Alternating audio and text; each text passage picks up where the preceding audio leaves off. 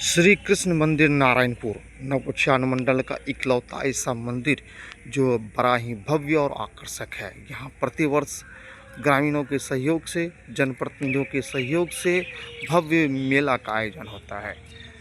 मेला से पूर्व श्रीमद् भागवत कथा का भी आयोजन होता है, जहाँ प्रवचनकर्ता अयोध्या, काशी, मथुरा या फिर वृंदावन कहीं से भी लाए जाते हैं। लगातार 8 दिनों तक यहाँ भागवत कथा चलता है, जहाँ कथा का श्रवण यहाँ के लोग करते हैं। मंदिर परिसर में कुल 4 मंदिर है। एक मंदिर तो आपको पहले दिखा दिया, श्री कृष्ण मंदिर नारायणपुर। दूसरा मंदिर माँ गायत्री का है और तीसरा मंदिर माँ विषहरी का है। इसके अलावा चौथा मंदिर पंचमुखी हनुमान मंदिर है। प्रतिवर्ष यहाँ भव्य मेला लगाया जाता है। मेला से पूर्व जो भागवत कथा होता है, इसके लिए एक झांकी निकलती है, पैदल शोभा यात्रा निकलता है, जो निकल चुका है। बढ़ चढ़ कर ग्रामीणों ने यहाँ हिस्सा लिया। खास करके युवाओं में ऐसा उत्साह देखा गया जैसा कि आज तक कभी नहीं देखा गया हो। नवगछिया अनुमंडल का इकलौता यह मेला है जहाँ भव्य और आकर्षक मेला लगता है। आप देख पा रहे हैं कि यहाँ टावर झूला लगाया जा रहा है, दुकानें भी सजने लगी है।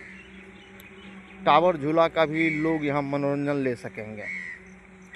टावर झूला लगना शुरू हो गया है। आप देख पा रहे हैं कि यह अखाड़ा का परिसर बना हुआ है।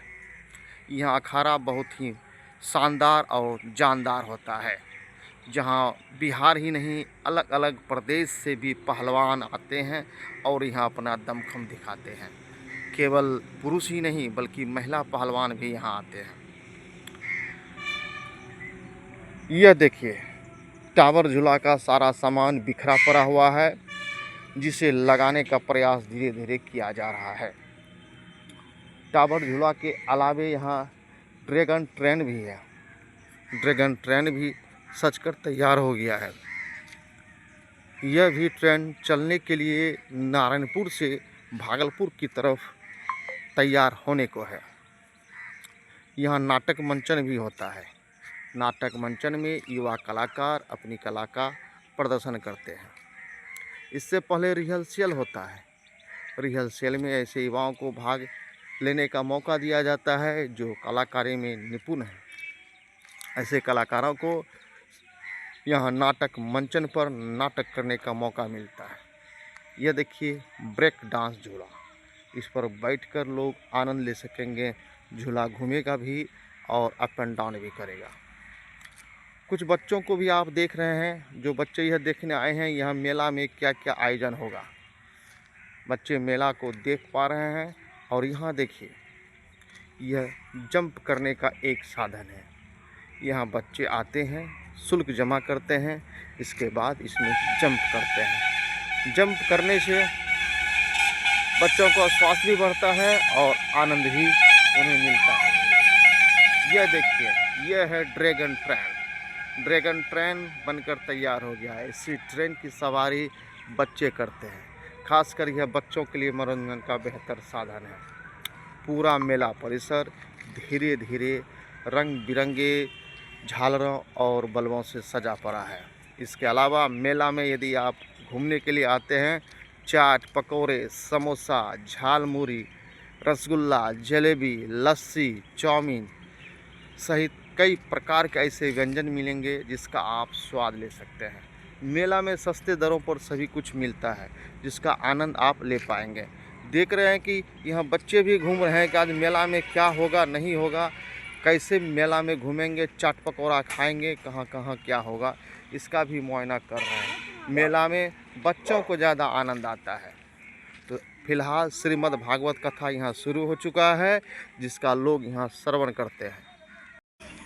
श्रीमद् भागवत कथा के लिए यह भव्य पंडाल बन गया है।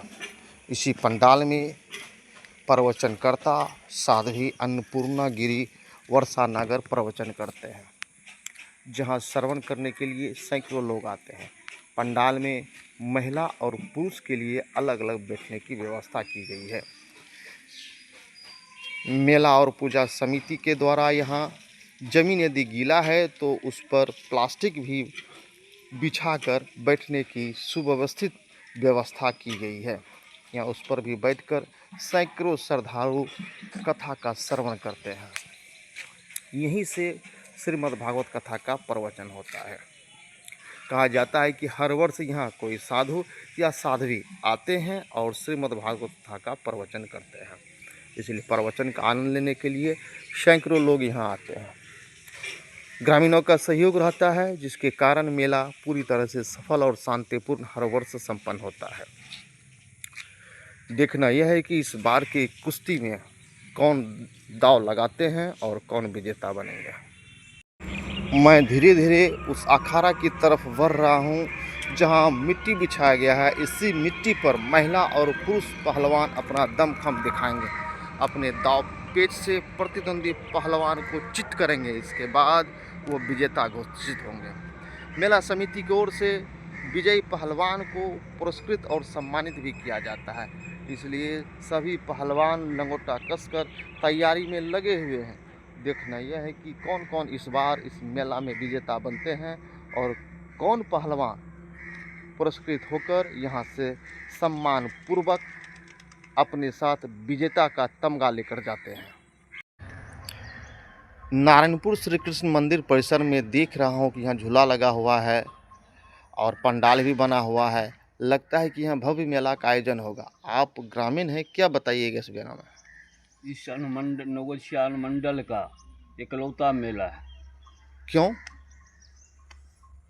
क्योंकि ये पुराना कृष्ण जी का जन्म स्थान है।